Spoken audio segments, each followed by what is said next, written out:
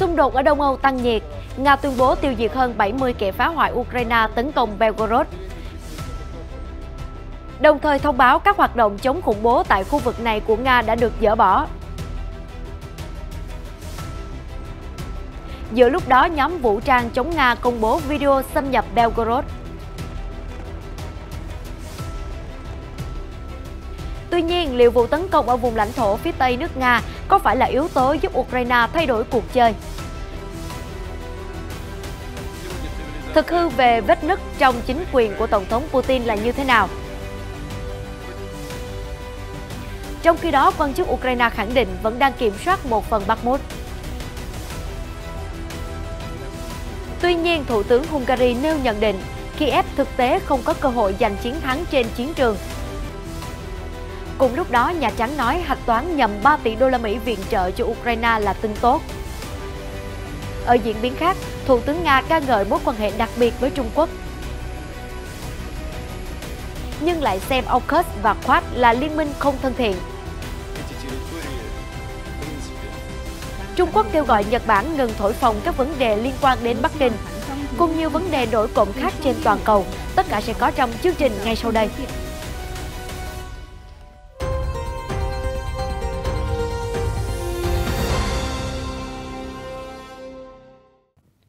Chào mừng quý vị đang đến với chương trình Thời sự quốc tế. Những diễn biến liên quan đến xung đột ở Đông Âu cùng nhiều tin tức đáng chú ý khác trên thế giới sẽ được gửi đến quý vị ngay sau đây. Theo Reuters, Bộ Quốc phòng Nga hôm 23 tháng 5 cho biết, Moscow đã chặn đứng và đánh bại lực lượng dân tộc chủ nghĩa Ukraine xâm nhập và tấn công khủng bố trong khu vực Belgorod của Nga hồi đầu tuần này. Đây dường như là một trong những vụ xâm nhập vào lãnh thổ Nga lớn nhất từ Ukraine trong 15 tháng qua, kể từ khi chiến sự bùng nổ. Bộ Quốc phòng Nga đã cáo buộc Ukraine gây ra vụ tấn công, đồng thời tuyên bố lực lượng Moscow đã bao vây các máy bay chiến đấu của đối phương và đánh bại chúng bằng các cuộc không kích, hỏa lực pháo binh và hành động tích cực của các đơn vị biên giới. Theo tuyên bố của Bộ, hơn 70 phần tử khủng bố Ukraine, 4 xe chiến đấu bọc thép và 5 xe bán tải đã bị phá hủy trong chiến dịch chống khủng bố của Nga. Bộ cũng nói thêm rằng những kẻ phá hoại còn lại đã bị đẩy lùi về lãnh thổ Ukraine, nên nhóm này tiếp tục bị tấn công cho đến khi bị loại bỏ hoàn toàn. Reuters hiện chưa thể xác minh các thông tin trên. Trong khi đó, theo hãng tin Sky News, thống đốc vùng Belgorod của Nga, ông Vyacheslav Gladkov, hôm 23 tháng 5 trong một bài đăng trên Telegram thông báo đã dỡ bỏ các biện pháp chống phần tử cực đoan được áp dụng tại tỉnh biên giới của Nga trong ngày qua. Ông Gladkov còn cho biết quận Borisovsky thuộc vùng Belgorod, giáp với Ukraine, không ghi nhận bất kỳ vụ xâm nhập nào trong hôm 22 tháng 5. Trước đó, vụ xâm nhập và tấn công tỉnh biên giới đã buộc Moscow phải sơ tán khẩn cấp người dân và kho đạn đặt tại khu vực này. Trong khi đó, các nhóm đối lập và có vũ trang của Nga, bao gồm Quân đoàn Tự do và Quân đoàn Tình nguyện Nga, đã nhận trách nhiệm, là những người thực hiện vụ tấn công bên trong lãnh thổ Belgorod. Trong một bài đăng trên Telegram, các nhóm này cho biết họ đã giải phóng một khu định cư ở vùng Belgorod, giáp với biên giới Ukraine.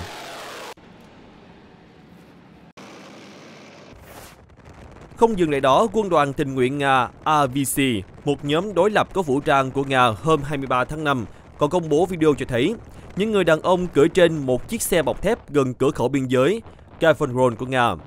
Reuters cũng đăng tải một đoạn video ngắn khác cho thấy hình ảnh một chiến binh có vũ trang đứng trên cánh đồng gần cửa khẩu biên giới.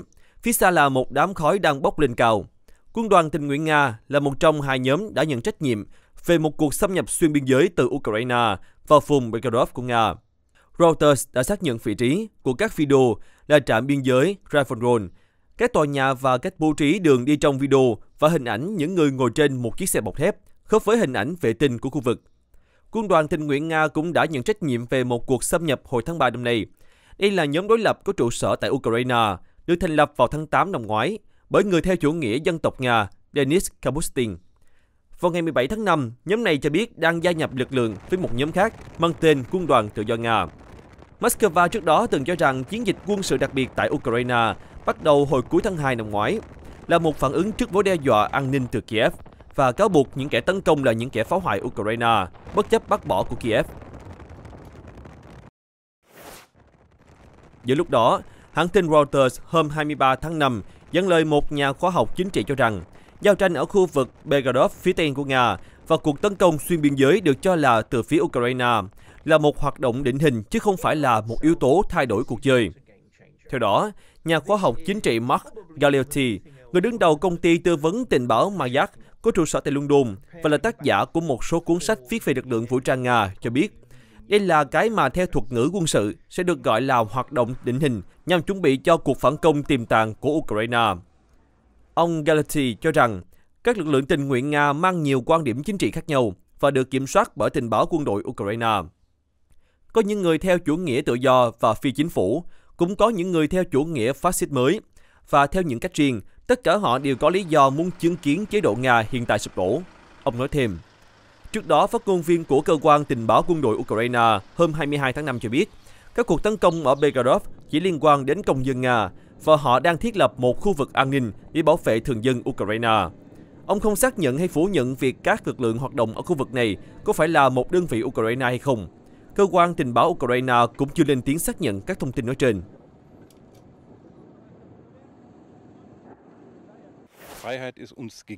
Tuy nhiên, hôm 22 tháng 5, ông Juno Khan, người đứng đầu cơ quan tình báo Đức PND, cho biết ông không thấy bất kỳ sự suy yếu nào ở chính quyền của Tổng thống Nga Vladimir Putin. Theo ông Juno Khan, các tranh cãi trong lòng xã hội Nga không gây ra mối đe dọa đối với chính phủ của ông Vladimir Putin. Ông lập luận rằng Moscow có đủ binh lính và thiết bị cho cuộc chiến. Phát biểu tại Học viện Chính sách An ninh Liên bang PAKS, ông nói, chúng tôi không thấy có vết nứt nào trong chính quyền của ông Putin. Ông Khan lập luận rằng, những lời chỉ trích của công chúng đối với việc quản lý chiến dịch quân sự đặc biệt chỉ là tranh cãi thông thường trong xã hội Nga và không gây ra mối đe dọa cho chế độ của ông Putin. Ông nói Nga vẫn có khả năng tiến hành một cuộc chiến lâu dài đầy đủ các thiết bị và đạn dược. Tuy nhiên, ông cho rằng Nga có những lỗ hổng nhất định, bao gồm cả hiệu suất của lực lượng vũ trang. Ông trùm gián điệp lập luận rằng chiến lược dài hạn của Putin có thể thắng thế nếu phương Tây không hỗ trợ Ukraine một cách bài bản. Ông Khan nói rằng PND biết Nga sẽ tấn công vào Ukraine 2 tuần trước khi cuộc chiến nổ ra vào ngày 24 tháng 2. Cuộc chiến diễn ra sau khi ông Putin đã tính đến các yếu tố khác ngoài sức mạnh quân sự. Nói về tình hình tại tiền tuyến, đài CNN hôm 23 tháng 5 trích lời Cố vấn An ninh Quốc gia Ukraine, ông Oleksiy Danilov cho biết, lực lượng quân đội nước này vẫn đang kiểm soát một phần của thành phố miền đông Bakhmut. Tôi không thể tiết lộ tất cả, nhưng một phần của Bakhmut vẫn đang nằm dưới sự kiểm soát của chúng tôi trong ngày 23 tháng 5. Nga thật sai lầm khi tin rằng họ đã chiếm được Bakhmut, ông Danilov nói với phóng viên của CNN trong một cuộc phỏng vấn độc quyền. Bên cạnh đó, vị quan chức còn khẳng định Kiev quyết giữ thành phố chiến lược này lâu nhất có thể. Những gì liên quan đến Bakhmut đều là quyết định được đưa ra ở cấp độ chiến lược. Công tác phòng thủ liên tục được kiểm soát tại các cuộc họp của Bộ Tổng Tư lệnh và chúng tôi hiểu được những gì mình đang làm, vị quan chức giải thích. Trên hướng Bakhmut, một số lượng lớn binh lính Nga đã thiệt mạng, không chỉ quân Wagner mà cả lực lượng đặc nhiệm, lính dù và đại diện của các nhánh khác của quân đội Nga. Nhiều thiết bị đã bị phá hủy và Nga cũng đã hao hụt một lượng lớn đạn dược ở đó, ông Danilov nói. Đó là chiến dịch phòng thủ chiến lược của chúng tôi và đối với chúng tôi, kế hoạch đã thành công vì chúng tôi đã nắm giữ vùng lãnh thổ này trong 10 tháng qua. Ông nói thêm, Nga đã không thể chiếm được Bakhmut trong khoảng thời gian đó. Vậy, họ có gì để khoe khoang? Nói về thời điểm phản công của Ukraine, ông Danilov cho biết, chúng tôi vẫn đang tiến hành theo kế hoạch và nhận thức rõ nên bắt đầu khi nào, ở đâu và như thế nào. Tổng thống Volodymyr Zelensky sẽ là người ra quyết định cuối cùng. Khi quyết định được đưa ra, Nga chắc chắn sẽ cảm nhận được điều đó. Ông Danilov kết luận.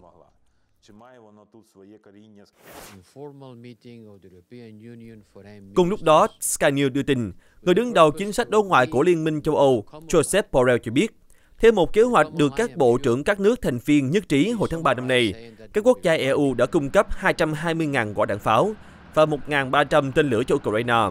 Bên cạnh đó, các quốc gia thuộc khối thương mại, bao gồm Đức, Tây Ban Nha và Ba Lan, còn gửi thêm xe tăng nhằm tăng cường khả năng phòng thủ cho Kiev.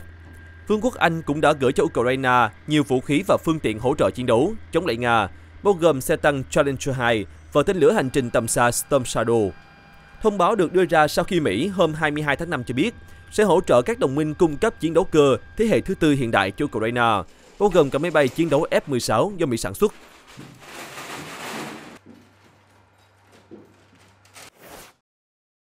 Tuy nhiên, theo TASS đưa tin hôm 23 tháng 5, Thủ tướng Hungary Viktor Orbán cho rằng Ukraine sẽ không thể thắng thế trong cuộc xung đột với Nga, đồng thời lưu ý NATO sẽ rất miễn cưỡng khi triển khai quân đội liên minh tới Ukraine và kêu gọi thúc đẩy tiến trình đàm phán hòa bình sớm nhất có thể. Phát biểu trước một cuộc tranh luận công khai tại Diễn đàn Kinh tế Qatar ở Doha hôm 23 tháng 5, người đứng đầu chính phủ Hungary cho biết, nếu nhìn vào thực tế, vào các số liệu và tình hình nói chung, có thể thấy là NATO miễn cưỡng gửi quân đội của họ đến Ukraine. Và rõ ràng là Ukraine sẽ không thể giành được chiến thắng trên chiến trường. Nhận xét được đưa ra khi vị quan chức trả lời cho câu hỏi, ông có thực sự nghĩ Kiev sẽ không có cơ hội thành công hay không? Bên cạnh đó, bình luận thêm về cuộc xung đột ở Ukraine, Thủ tướng Hungary cũng nhắc lại lập trường của Budapest về việc ủng hộ một giải pháp hòa bình và liên tục kêu gọi ngừng bắn ngay lập tức. Kể từ khi cuộc xung đột bùng nổ, chúng ta phải nghĩ cách cứu sống mọi người. Đó là trách nhiệm của tôi, ông Orbán khẳng định. Đáng chú ý mới đây, Cố vấn An ninh Quốc gia Nhà Trắng ông Jake Sullivan đã lên tiếng giải thích về lỗi hạch toán lớn được phát hiện gần đây trong gói viện trợ quân sự dành cho Kiev, khiến ngân sách nước này hao hụt gần 3 tỷ đô la.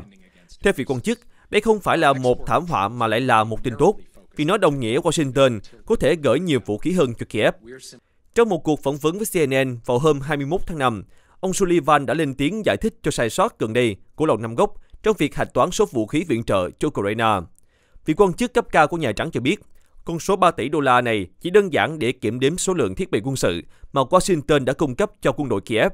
Hạch toán của Lầu Năm Góc dựa theo chi phí thay thế của vũ khí, chứ không phải là giá trị ròng của nó. Ông Sullivan khẳng định, không một xu nào của ngân sách Mỹ bị lãng phí. Vị quan chức thông tin thêm, sau khi kiểm toán lại, Mỹ còn dư 3 tỷ đô la, có thể dùng để cung cấp thêm vũ khí cho Ukraine. Sai sót gần đây của Lầu Năm Góc đã vấp phải sự chỉ trích gay gắt từ đảng Cộng hòa. Vào tuần trước, 19 hạ nghị sĩ và thượng nghị sĩ Hoa Kỳ đã viết một lá thư gửi Tổng thống Joe Biden kêu gọi ngừng viện trợ cho chính quyền Kiev, vốn đã tiêu tốn hơn 37 tỷ đô la kể từ khi cuộc xung đột nổ ra. Các nghị sĩ viện dẫn rằng các gói viện trợ quân sự của Hoa Kỳ sẽ chỉ đẩy cuộc chiến tại Ukraine leo thang hơn nữa. Do vậy, hầu hết các nhà lập pháp Mỹ vẫn ủng hộ viện trợ quân sự vô thời hạn cho Kiev. Ông Mark Turner, Chủ tịch Ủy ban Tình báo Hạ viện Hoa Kỳ gần đây, tuyên bố việc tiếp tục hỗ trợ Ukraine nhận được sự đồng thuận áp đảo.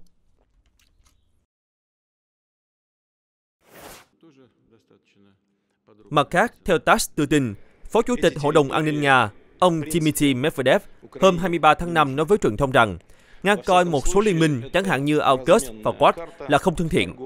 Rõ ràng một số liên minh và quan hệ là trung lập. Nga tham gia vào một số liên minh nhất định, chẳng hạn như ASEAN, với tư cách là khách mời. Phó Chủ tịch Hội đồng An ninh Nga Dmitry Medvedev nói, đề cập đến định dạng ASEAN Plus.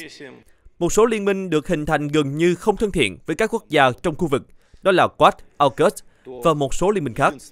NATO đã và đang cố gắng giành được chỗ đứng ở khu vực này, ông Medvedev cho hay. Phó Chủ tịch Hội đồng An ninh Nga chỉ ra rằng NATO đang bắt đầu tham gia vào các dự án ở khu vực châu Á-Thái Bình Dương, nhấn mạnh trong khi đó, mục tiêu được tuyên bố chính thức của NATO là hoàn toàn khác. NATO tạo ra những liên minh tương tự và trực tiếp tham gia vào việc gây bất ổn tình hình ở đây. Chúng tôi cũng đã thảo luận những vấn đề này với các đối tác của mình, ông Medvedev cho biết thêm.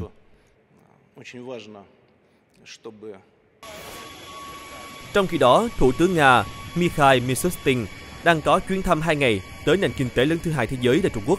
Tại đây, nhà lãnh đạo Nga hôm 23 tháng 5 đã tới một trung tâm hội nghị tại Thượng Hải để tham dự diễn đàn doanh nghiệp Nga-Trung. Theo NHK, phát biểu tại diễn đàn, Thủ tướng Mishustin cho rằng mối quan hệ với Bắc Kinh rất đặc biệt là tình thân hữu, tình làng nghĩa xóm tương trợ lẫn nhau.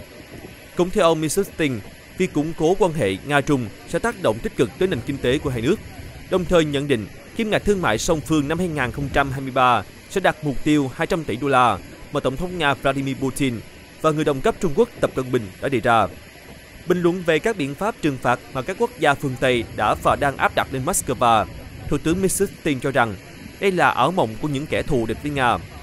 Thủ tướng còn khẳng định Nga luôn sẵn sàng chào đón các đối tác kinh doanh đến từ Trung Quốc. Trước đó, Đài truyền hình nhà nước Nga đã nhiều lần phát sóng các phóng sự về chuyến thăm của ông Mishustin đến cơ sở nghiên cứu thuộc sở hữu của Sinopec, một doanh nghiệp hóa dầu lớn của Trung Quốc. Tại đây, ông đã được tiếp cận các công nghệ mới nhất trong lĩnh vực hóa dầu. Hãng thông tấn nhà nước Nga dẫn lời ông Mishustin cho biết, ngành công nghiệp hóa dầu và những phát triển liên quan sẽ giúp tăng cường khả năng độc lập và an ninh về công nghệ và kinh tế của đất nước. Các nhà quan sát cho rằng Nga dường như đang cố gắng nhấn mạnh mối quan hệ với Bắc Kinh để kiểm soát Mỹ và các quốc gia châu Âu, trong bối cảnh Nga vẫn đang phải gánh chịu hàng nghìn lệnh trừng phạt của Mỹ và các đồng minh. Trung Quốc được cho là đang hỗ trợ nền kinh tế Nga thông qua việc tăng nhập khẩu dầu thô từ nước này.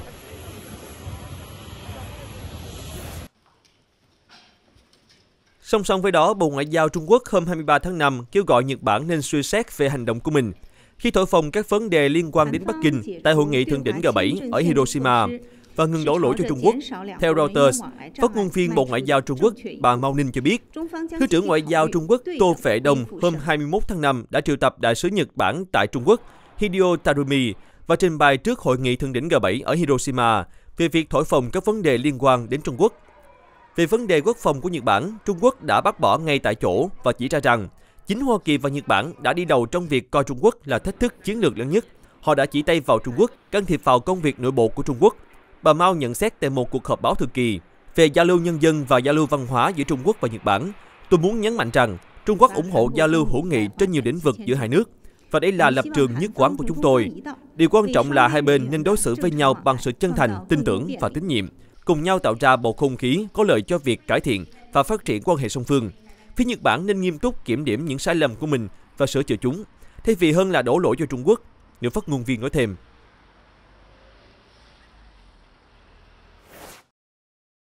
Một diễn biến đáng chú ý khác, Diễn đàn Hợp tác và Phát triển Công nghệ Kỹ thuật số của Tổ chức Hợp tác Thượng Hải SCO đã khai mạc vào ngày 24 tháng 5 tại thành phố Karamay, khu tự trị Duy Ngô Nhĩ, Tân Cương, Tây Bắc Trung Quốc. Đây là hoạt động nhằm thúc đẩy trao đổi và hợp tác về công nghệ kỹ thuật số giữa các quốc gia thành viên SCO. Với chủ đề Cùng nhau chúng ta đi xa hơn, diễn đàn được Bộ Công nghiệp và Công nghệ Thông tin Trung Quốc và Ban thư ký SCO tài trợ. Diễn đàn dự kiến kéo dài 2 ngày đã quy tụ hàng trăm chuyên gia công nghệ số và các nhà cung cấp dịch vụ số. Họ sẽ tập trung vào các chủ đề chính trong lĩnh vực công nghệ số, bao gồm phát triển nền kinh tế số, văn hóa số và ứng dụng dữ liệu lớn. Được thành lập vào năm 2001, SCO là một tổ chức chính trị, kinh tế và an ninh quốc tế, có trụ sở tại Trung Quốc. Tổ chức hiện có tất cả 8 thành viên, bao gồm Trung Quốc, Kazakhstan, Kyrgyzstan, Nga, Tajikistan, Uzbekistan, Ấn Độ và Pakistan.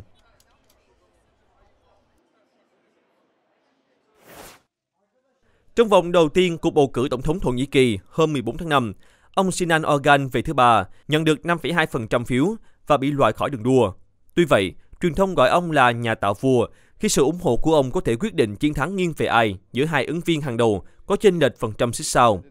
Tổng thống đương nhiệm Tayyip Erdogan dẫn trước với 49,5% trong đợt bầu cử ngày 14 tháng 5, trong khi ứng cử viên đối lập Kemal Kılıçdaroğlu nhận được 44,9%. Họ sẽ đối đầu trong cuộc bỏ phiếu cuối cùng vào Chủ nhật tuần này, 28 tháng 5. Ông Sinan Ogan theo chủ nghĩa dân tộc thể hiện quan điểm cứng rắn và ít được công chúng biết đến trước chiến dịch tranh cử, theo Reuters. Mới đây, ông gây chú ý khi bày tỏ sự ủng hộ với Tổng thống đương nhiệm Erdogan, đại diện cho Liên minh Nhân dân. Ông nói thêm, Liên minh quốc gia của chính trị gia đối lập Kılıçdaroğlu không thuyết phục được chúng tôi về một tương lai ổn định, trong khi quyết định ủng hộ lãnh đạo đương nhiệm Erdogan dựa trên đánh giá rằng chính phủ của ông đã không ngừng đấu tranh chống phần tử cực đoan. Ông Erdogan dẫn trước 4,6% và liên minh của đảng cầm quyền giành được đa số ghế quốc hội trong vòng bầu cử đầu tiên, giúp nhà lãnh đạo giành lợi thế trong cuộc bỏ phiếu cam go nhất với ông sau 2 thập kỷ nắm quyền. Các nhà phân tích cho rằng sự ủng hộ của ông Ogan sẽ mang lại động lực đáng kể cho Tổng thống Erdogan, nhưng cũng gây chia rẽ trong số các cử tri còn băn khoăn. Giới chuyên gia nhận định cuộc bầu cử ngày 28 tháng 5 vẫn còn nhiều ẩn số khó đoán.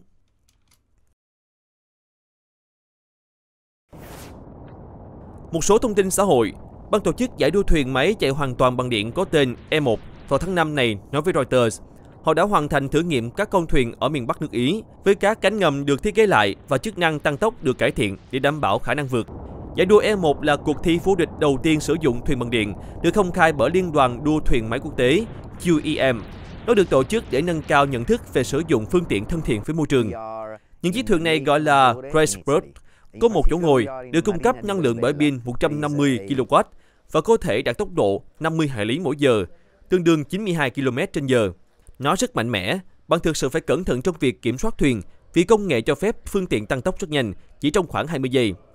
Ông Ganmaro Kashigari, người thử nghiệm Racebird cho biết, yếu tố tốc độ được chú trọng để tạo nên sự hấp dẫn cho cuộc đua thuyền. Tôi nghĩ sẽ có nhiều vụ vượt thuyền trên đường đua.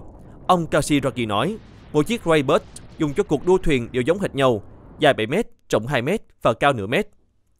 10 đội thi sẽ bao gồm 2 người lái thuyền, một nam và một nữ.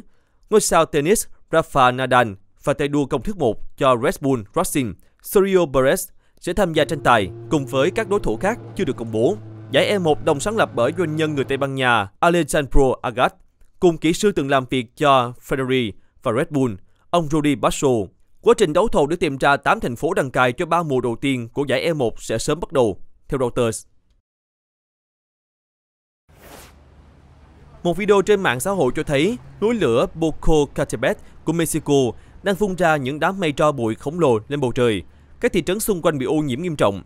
Ngọn núi lửa nằm ở miền trung Mexico, gần đây đã tăng cường hoạt động. Video do người dân địa phương ghi lại cho thấy những chiếc ô tô phủ đầy tro bụi. Mọi người đeo khẩu trang để bảo vệ sức khỏe khỏi bụi và khí núi lửa độc hại. Sân bay Puebla của Mexico đã tiếp tục đình chỉ một số chuyến bay vào hôm 22 tháng 5 do tro núi lửa rơi xuống đường băng. Tên núi lửa Popocatépetl có nghĩa là ngọn đồi nhả khói. Trong ngôn ngữ của người bản địa, Aztec, đây cũng là một trong những ngọn núi lửa được giám sát chặt chẽ nhất trên thế giới vì nằm gần đô thị, nơi sinh sống của hàng triệu người Mexico. Quả cầu lửa rơi xuống thắp sáng bầu trời đêm ở gần sân bay Cannes thuộc bang Queensland của Úc hôm 21 tháng 5. Đoạn phim này được trích xuất từ camera giám sát của sân bay, cho thấy quả cầu lửa chiếu sáng bầu trời đêm tối. Đó có thể là một thiên thể. Sân bay Cannes sau đó chia sẻ đoạn video trên Facebook và cho biết, chúng tôi đã chứng kiến điều đáng kinh ngạc trên bầu trời đêm qua. Tin tức vừa rồi cũng đã kết thúc bản tin ngày hôm nay. Cảm ơn quý vị đã quan tâm theo dõi. Xin chào và hẹn gặp lại trong các chương trình sau.